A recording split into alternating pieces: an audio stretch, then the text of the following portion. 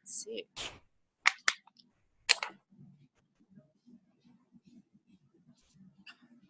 All right, good morning, everyone. I'm here at Whistler at Blends Coffee. And this morning, I want to welcome everyone who's come online. And we're going to be recording this, and it will be up on the YouTube page shortly as well. So today I'm going to be talking about 15 email marketing secrets, but they're not really big secrets. We just call that, it's a great email tag. And that is one of the topics, is having a great title for your email. So my name is Anissa from the Entrepreneur Collective. I run a group called the Ladies Meeting. It's our private women's club. We also have events, live events, like we're doing wine camp this month in August for our meeting over at Canadian Berries. So lots of fun events going on. As well, we have YVR Masterminds, which meets twice a month, once live, once online.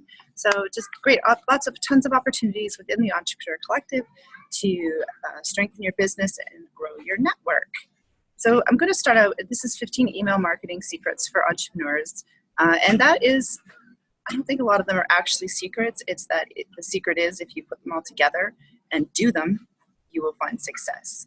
So number one is send emails frequently. A lot of the number one coaches in the world, a lot of the people that I see in my inbox all the time that I don't want to delete their stuff because it's good content.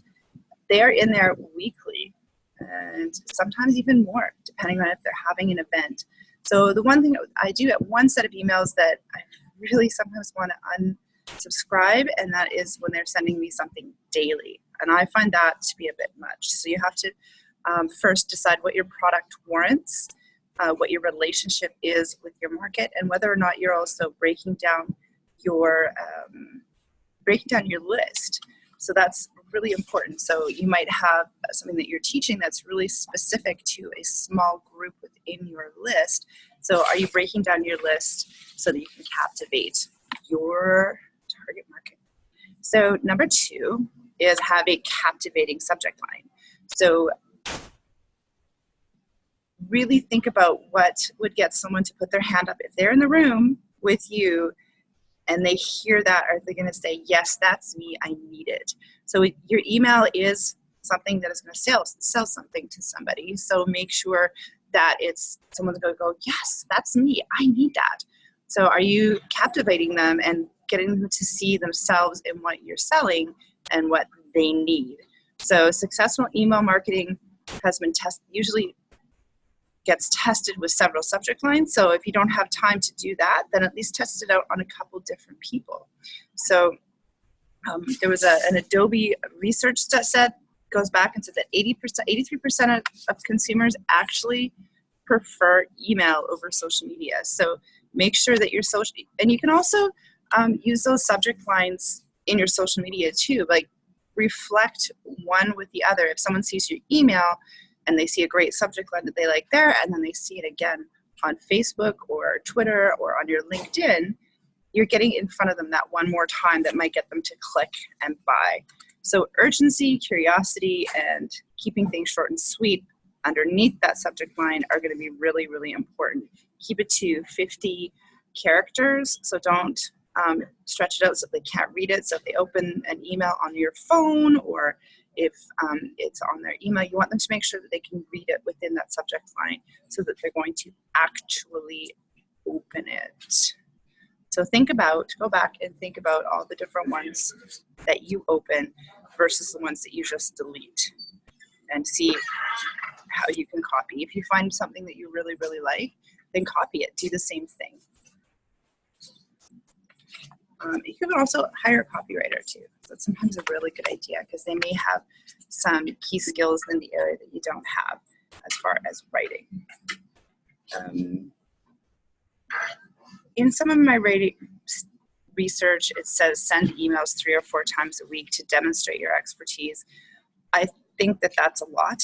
I think many of us are really well connected and get a lot of emails and like to see what's going on in our world. I know I'm finding myself spend less and less time on Facebook and more time in my private networks. So the Entrepreneur Collective is a private network that we've purchased. It's on its own app. There's no outside marketing that goes on in there. So when you're having a conversation with someone, you're not being marketed to by other people. So I find that the emails that I get, I'm spending a little bit more time reading because I'm finding there's less static in my life. So what are you doing to also get people off of their social media, reading your content and into your programs?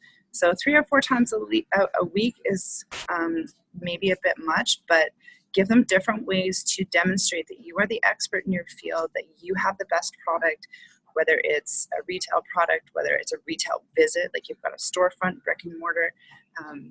Maybe there's ways that you can show off your team to show that you have the best team in your brick and mortar store to assist them with what they need. One of the things I love to do is working with teams. So how can you make sure that each person on your team is also reaching out to the people daily and making sure that they're on that list, that they're on the right list as well. So if someone's coming in, for example, to do a boot camp, but all they're interested is one-on-one because they never want to show up for group activities, it's just not in their personality, you want to make sure that your staff are right listing them when it comes to email as well. Writing action-driven emails. This is number 4. So what can you do to get people to take action on the email that you've written to them, click through or take an action in their life, or make sure that they've connected with maybe even another customer or left you a review? So really think about what your email is doing. What is the goal of your email? So write it to inspire, to motivate, to have a really specific action so that if when they've read it, there's something that they should do. It's not just content. It's not just about you and who you are. It's about what can you get your customer to do. So that's kind of a key part to that. So when it comes to number 5, write good copy. And that comes down to the body of your email. Sorry if I'm going kind of quick here. You see, I'm only 4 minutes in and I'm talking too fast. So I should probably slow it down. I always tend to listen to YouTube stuff on 1.5 and 2. And so maybe it's because I talk that way as well. So if you need to grab a coffee, remember this is recorded, so you can just stop and come back in later or hit pause as well if you're doing this. Take notes. If you go into the Entrepreneur Collective, we'll actually add this in as a video with some free downloads. So make sure you can just look up Go Mighty Networks if you're Googling and the Entrepreneur Collective, and it should show up. You can also download a motivational workbook at anisajane.com. So that'll also get you onto a mailing list that will get content out to you as well. So there's lots of different ways to keep getting this content so that you're staying motivated, keeping on promoting your business, and having fun. If you're in Vancouver, we have a live event out at the Sylvia Hotel on the last Tuesday of each month. It's a women's group. It's called the Ladies Meeting. And you can come out live twice before you have to buy a membership. And we have lots of fun events. The only month we don't meet on the last Tuesday is December, because that would be crazy. So usually we do a really fun clothing swap event. It's a swap and soiree because not everybody celebrates Christmas, but we want to help others out around us. So we all swap clothes and then donate what is left over and some cash to my sister's closet, as well as Dress for Success in Vancouver, who helps women who have been fighting addiction or having challenging circumstances and need a lift up with some better clothes. So a lot of us can empty our closets out to help somebody else out. So back to number 5, writing good copy. So once people have clicked on your email, think about that copy also continuing on, whether it's onto your website or you're getting them into a Facebook group, or think about where that copy is continuing on, and it should have some flow. I know that sometimes that's one of the challenges that I've had because I've been building the Entrepreneur Collective, which is an overarching collection of clubs, events, and classes. So moving people along into that process has been a bit of a challenge. And what's the Entrepreneur Collective? I've never heard of that. I've just come out with the Ladies Meeting, which is an event and a private women's club, but it's nested within the Entrepreneur Collective with the reason that I want to expand our network outside of just people who meet for lunch, because we have so many amazing businesses. So So what are you doing to move people along within your good copy into more good copy, and then maybe even reflecting that out into your live events? Is everything going to match? My expertise is as a graphic designer, and one of the first things my graphic designer teacher taught us was the acronym CRAP, C-R-A-P, contrast, repetition, alignment, and proximity. So if you take that, you can apply that to pretty much anything in your life to find more success. But when you take and apply that to your graphics, to your design, and to your marketing, contrast, people want to see the difference between you, what your product or your service is compared to someone else's. This is just one example of CRAP. Repetition, you want to see that it's got repeated value, for example, or you're going to repeat that message up to 10 times sometimes before they're going to purchase from you. Alignment is something in alignment with their values. Is it in alignment with, for example, I'm sitting here in a cafe in Whistler. Right now, meeting people in person isn't in alignment with their schedule. Whereas next week, we'll be having this with Kathy and possibly 5 or 6 other people live at her office. That's going to be in alignment because there's going to be a location, there's going to be people that are in town for a certain day of the week, and then they don't have to just meet online. And that also comes down to proximity. So is something easy for them to buy, easy for you to sell to them? Is it within proximity of who they are and what they do, what they want to buy?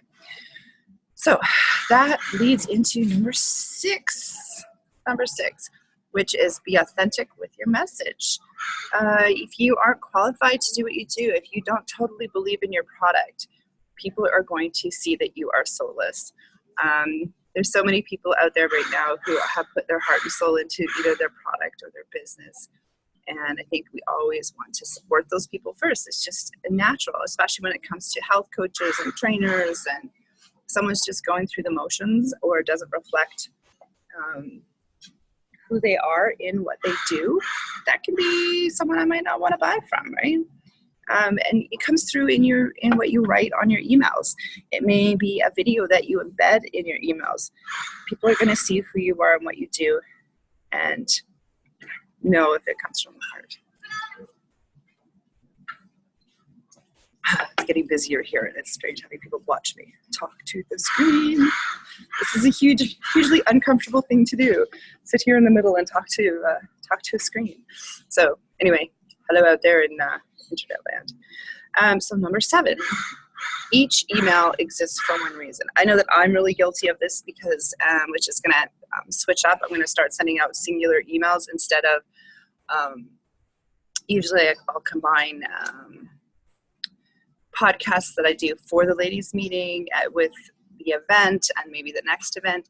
And so sometimes that's maybe a bit too much information within the email versus just sending out one email for the ladies meeting, one email for the interview that I've done with our speaker on the podcast with a link to the YouTube page and maybe to sign up for their special for the month. And then a separate email, for example, we're doing Wine Camp. So that'll be a separate email because we're going to combine it with Judy Ryman's, Kids Meetup group. So that's going to be a really fun live event that we're doing. And then maybe if I'm teaching a class or, for example, the Coffee House Network like this, keeping those all separate emails. And because most of them are only once a month, that is just one email a week, which isn't really that overwhelming. And you're going to find that there's just going to be specific people that it's going to speak to them and what they want to do and how you're going to connect. So keep it really simple in your emails. Short and sweet sometimes is better. Number 8, it's getting a little breezy here. We had a thunderstorm last night. It was absolutely lovely. Speak to one person. So again, that goes back to what I said. Just like in any sales, don't try and speak to everybody. Don't try to sell to everybody. It's a really common mistake, even in writing or in-person sales, that you're trying to craft a message that's going to please everyone versus, that's our local grow. We have a few. to please everyone versus that one target market that you know you can make a sale to, that is looking for your product, that you are authentically serving as well. So find what your specialized niche is and authentically connect with them, and you're going to have really good effect. So no matter what business you're in, make sure you know that you know who your specific audience is, so you're being really authentic when you talk to them. Think about the age group, what their needs are, things like that. So personalizing your message, number 9. So some people are very specific to who they want to talk to. Sometimes I know often I don't always, I'll say from the ladies meeting when I'm in our private group, because everyone there knows that it's me when I'm speaking from the ladies meeting, versus I should probably switch that up and always be responding from myself, because that is really often a better connection, because people want to know that you're speaking to them personally, and it gives them a deeper sense of connection. I know I get an email from Carolyn, I don't know how to say her last name, Salado, and she connects with videos. She tells you a little bit about what she's doing in her day quite often. So it's she really personalizes her emails, and it's like what she's doing that week. She gives you some little insight as to what she's teaching, who she's spending time with, how it affected her. So what are you doing to personalize your message as well? If you have new subscribers, number 10, what are you doing to introduce them to who you are and what you do?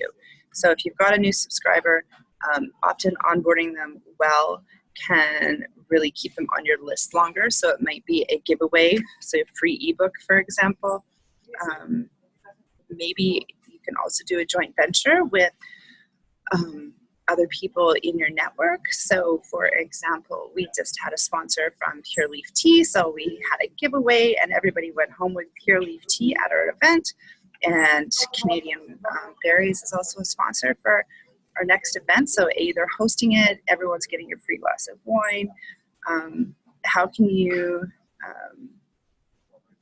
maybe do some little giveaway? Or Elaine Hansen, for example, when she did her talk at the ladies meeting, she had a little coupon that she gave away. So that went out to all of my members as well as helped her business.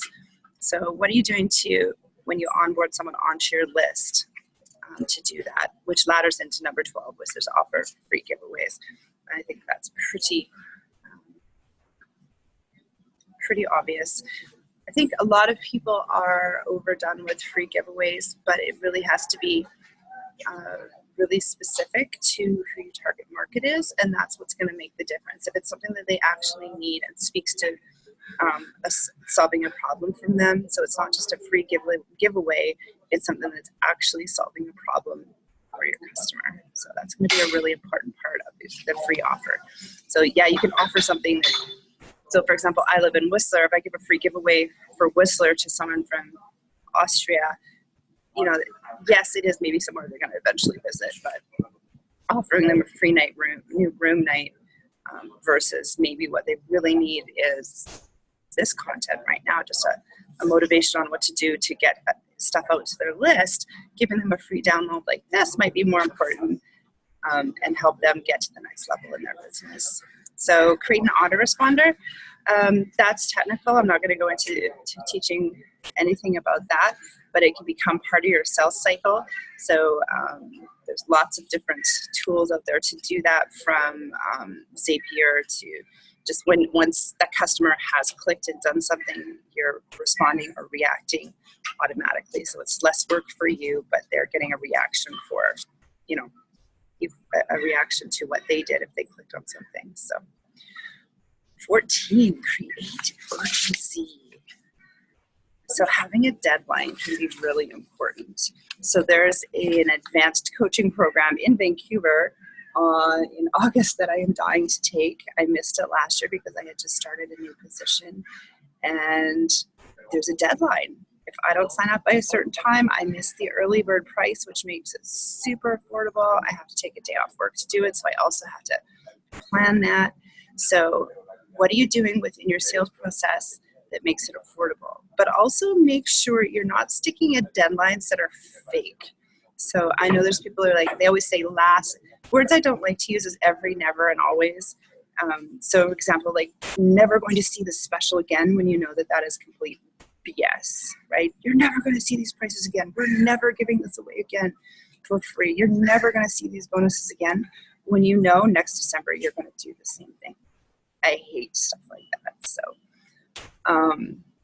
again, that comes back to being totally authentic as well. So if you're making an offer, make sure it's true, make sure it's authentic, make sure it's an amazing deal, but be honest. Just say, and this is an annual giveaway, or we are only doing this. If you're doing this every month, people eventually will see that you're giving away this deal every month. So be authentic. Make it amazing, but don't say words that I'm always careful with in my life are always, never, every. So just be careful. So when you are promoting those super amazing specials, do make them time limited so that people do feel like there is a need to click and buy now, but make sure you're being authentic about it. Promote your list across all social media channels. So make sure you're using your Facebook Pixel, make sure you're optimizing all of your marketing and making sure that it matches across all of them. That's really important. There's lots of ways to automate that through SocialBee, different Hootsuite. There's lots of ways to do that. So you can set up your call to action and get people swiping through to you from your email, but also having it reflect in other areas of your marketing. So I have somehow used up my full 20 minutes. I'm at 8:19 a.m. So I've got 1 minute left here if I stay within my timeline. My name is Anissa Jane. If you didn't come up at the beginning there, you can find me at AnissaJane.com, and you can also find us live at the ladies meeting.